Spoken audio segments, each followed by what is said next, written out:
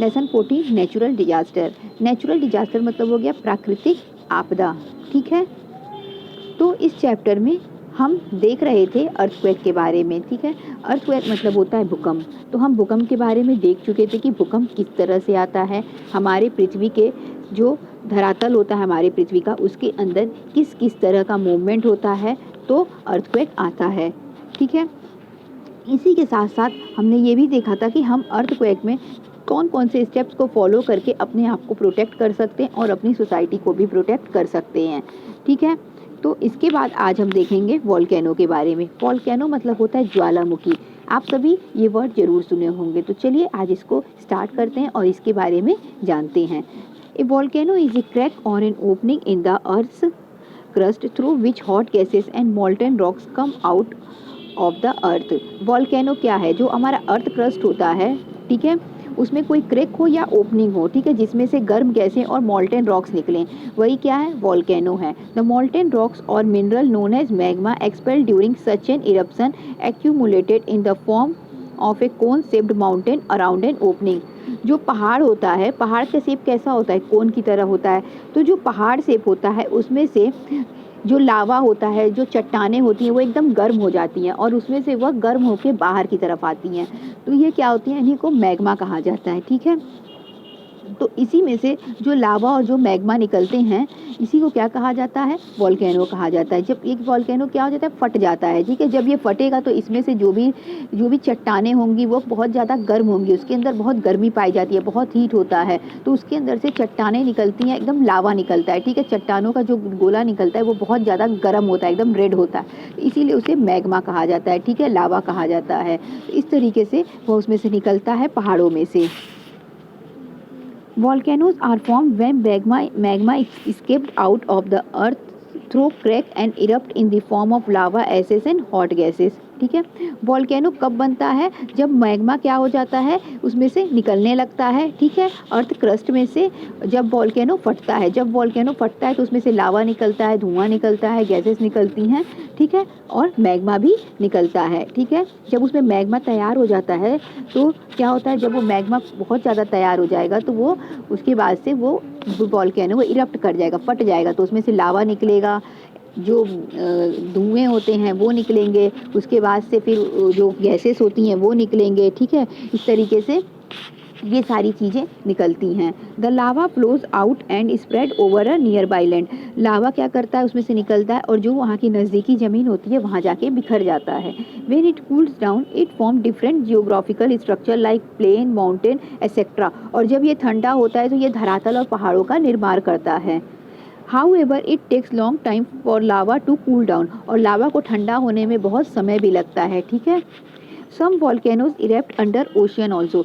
कुछ वॉल्केनोज ऐसे भी हैं जो समुद्र के अंदर भी इरप्ट करते हैं, मतलब फटते हैं। जब उसके अंदर क्या पाया जाता है? वॉल्केनो मैग्मा पाया जाता है, ठीक है। जब वहाँ पे एनर्जी बहुत ज़्यादा हो जाती है तो वो क्या करता है? फट जाता है। जब फटता है तो उसमें से लावा बाहर आता है, धुआं बाहर आता है, गैसेस बाहर आती हैं। तो यही क्या कहलाता है?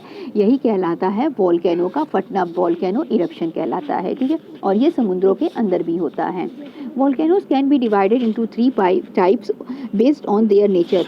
वॉल्केनो को उनके स्वभाव के आधार पर 3 भागों में बांटा गया है। These types are active, dormant and extinct. ये तीनों टाइप हैं, एक्टिव, डोरमेंट और एक्सटिंक्ट। सबसे पहले हम देखेंगे एक्टिव वॉल्केनो के बारे में।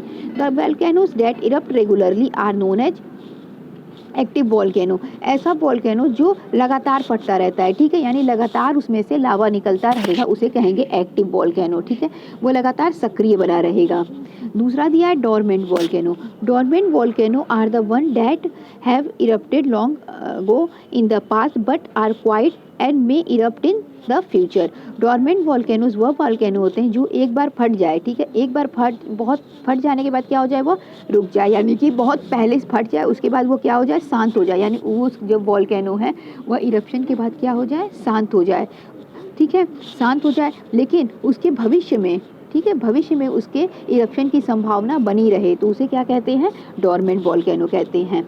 तो एक्टिव वॉल्केनो हो गया जो लगातार विस्फोट करता रहता है, मतलब लगातार इरप्शन करता लगा रहता है। लेकिन डोरमेंट वॉल्केनो क्या हो? जो बहुत पहले इरप्ट किया हो लेकिन फिर शांत हो गया हो, लेकिन उसके इरप्शन की संभावना बनी रहती है कि वो फ्यूचर में कभी भी इरप्ट कर सकता है। अगला extinct volcano. The volcano that stopped erupting are called extinct volcano. ऐसा वॉल्केनो जो एक बार इरप्ट करने के बाद फिर दोबारा इरप्ट न करे, ठीक है, उसे कहते हैं एक्सटिंक्ट वॉल्केनो। यानी उसे हम कह देते हैं कि एक तरह से वो वॉल्केनो समाप्त हो गया। अब एक बार वो उसमें से जो वो फट गया ज्वालामुखी, तो फिर वो दोबारा भविष्य में कभी नहीं फटेगा, ठीक है। इस तरह से वॉल्केनो 3 टाइप्स के होते हैं, एक्टिव, डोरमेंट और एक्सटिंक्ट। एक्टिव वॉल्केनो में से लगातार जो है उसमें फटता रहता है, उसमें से ज्वालामुखी जो है उसमें से लावा वगैरह निकलते रहते हैं। डोरमेंट वॉल्केनो एक बार फटा रहता है, लेकिन भविष्य में उसके दोबारा फटने की, ठीक है, उसके विस्फोट करने का चांस बना रहता है। लेकिन एक्सटिंक्ट वॉल्केनो में एक बार विस्फोट हो गया तो फिर भविष्य में दोबारा इसमें विस्फोट होने का कोई चांस नहीं होता है। आगे है volcanoes can be one of the most destructive natural disaster. यह एक बहुत ही डिस्ट्रक्टिव नेचुरल डिजास्टर है, इसकी वजह से बहुत ही नुकसान होता है। Causing damage to property and life, इसकी वजह से जन धन की भी बहुत ही हानि होती है। Poisonous gases and dust release from volcanic eruption can cause A server respiratory problem, even kill people. जब ये वॉल्केनो फटता है तो इसमें से कई सारी जहरीली गैसें निकलती हैं, धूल निकलता है, ठीक है, बहुत सारा प्रदूषण निकलता है। तो इसकी वजह से क्या होता है कि रिस्पायरेटरी प्रॉब्लम होने लगता है लोगों को, यानी सांस लेने में दिक्कत होता है और यहाँ तक कि लोगों की मृत्यु भी हो जाती है। Volcanic eruption have been known to knock down entire forest. Volcanic eruption की वजह से क्या किया जाता है, पूरा पूरा जंगल भी समाप्त हो जाता है। In erupting volcano can trigger tsunami, earthquake, avalanches and rockfall. Erupting volcano की वजह से सुनामी भी आ सकता है, ठीक है, अर्थक्वेक भी आ जाता है और साथ ही साथ चट्टानें भी गिरने लगती हैं, मतलब लैंडस्लाइड वगैरह के भी चांसेस बढ़ जाते हैं। Volcanoes have many advantage too, ये सभी इसके डिसएडवांटेज थे, लेकिन इसका कुछ एडवांटेज भी है। डिसएडवांटेज मतलब क्या हो गया कि ये सभी इसकी कमियां थी कि वॉल्केनो के फटने से क्या क्या दिक्कतें हो सकती हैं, लेकिन इसकी कुछ खूबियाँ भी हैं। चलिए देखते हैं इसकी खूबी क्या है। The soil formed from volcanic rock is rich in mineral like potassium and therefore very fertile। जब वॉल्केनो फटता है तो जो उसमें से रॉक्स निकलते हैं वो मिट्टी को बहुत ही उपजाऊ बना देते हैं, उसकी वजह से जो मिट्टी होती है वहाँ पे वो बहुत ही उपजाऊ हो जाती है। This is the reason why millions of people live close to volcanoes. इसी की वजह से मिलियंस ऑफ लोग वॉल्केनोज के नज़दीक रहते हैं, मतलब ऐसे क्षेत्र में रहना पसंद करते हैं, ऐसे क्षेत्र में रहते हैं जहाँ पर वॉल्केनोज फटते हों, ठीक है, मतलब उस क्षेत्र के आसपास रहते हैं, जहाँ वॉल्केनो फटेगा वहाँ नहीं, उस क्षेत्र के आसपास। Beside volcanoes are also great tourist attraction. इसके अलावा वॉल्केनो जो है वो टूरिस्ट का एक अट्रैक्शन भी है, ठीक है, जो भी लोग घूमने आते हैं एक बार वहाँ पे ज़रूर घूमते हैं, टूरिस्ट अट्रैक्शन भी है, ठीक है, टूरिस्ट लोगों को आकर्षित करता है।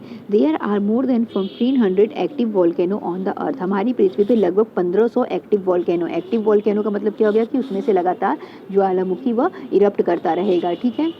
Some of the famous volcanoes are, कुछ फेमस वॉल्केनो का नाम दिया है जिसका नाम है Mount Fuji, Mount St Helena और माउंट इटाना। ये सभी फेमस वॉल्केनो है, एक्टिव वॉल्केनो है जो लगातार इरप्ट करते रहते हैं, ठीक है। इस तरह से यहाँ पे एक्टिविटी दिया है उसको भी देख लीजिए। Take an old newspaper, 6 cup mud और clay, 3-4 teaspoon of baking soda, 1.5 cup vinegar, few drop of liquid dishwashing detergent, a small empty plastic bottle, not more than 100 ml capacity, red food color and a funnel। आपको क्या चाहिए, पुराना अखबार चाहिए, newspaper चाहिए, 6 मग आपको 6, ठीक है, 6 कप आपको क्या चाहिए, मिट्टी चाहिए, ठीक है, 6 कप आपको कोई भी मिट्टी ले लीजिए या चिकनी मिट्टी, कोई भी मिट्टी मतलब आपको चाहिए। पेपर हो गया, मिट्टी हो गई। उसके बाद 3 से 4 चम्मच आप बेकिंग सोडा ले लीजिए, लगभग आधा कप विनेगर सिरका ले लीजिए और कुछ ले लीजिए डिश वॉशिंग डिटर्जेंट ले लीजिए, यानी जो बर्तन को धुलने वाले डिटर्जेंट आते हैं, सर्फ आते हैं, वो ले लीजिए। और साथ ही साथ एक छोटी सी प्लास्टिक की बोतल ले लीजिए जिसकी कैपेसिटी 100 ml से अधिक ना हो, और लाल कलर का एक फूड में डालने वाला कलर आता है, आप उसका ले लीजिए, रेड कलर, ठीक है। इतना सामान आपको लेना है। उसके बाद दिया है spread the newspaper on the table और द फ्लोर। उसके बाद से आपको न्यूज़पेपर को एक टेबल या ज़मीन पे फैला देना है। Remove the cap of the bottle and put into the newspaper. उसके बाद बॉटल के कैप को रिमूव करके उसको न्यूज़पेपर में रख देना है। Put mud around the bottle to form a mountain. उसके बाद उस बॉटल के चारों तरफ मिट्टी लगा के, ठीक है, बीच में बॉटल रख देंगे, किनारे किनारे न्यूज़पेपर फैला देंगे, ठीक है, फर्श पे। उसके बाद उस बॉटल के सहारे हम क्या बनाएंगे, उस मिट्टी से एक माउंटेन जैसा बनाएंगे, ठीक है।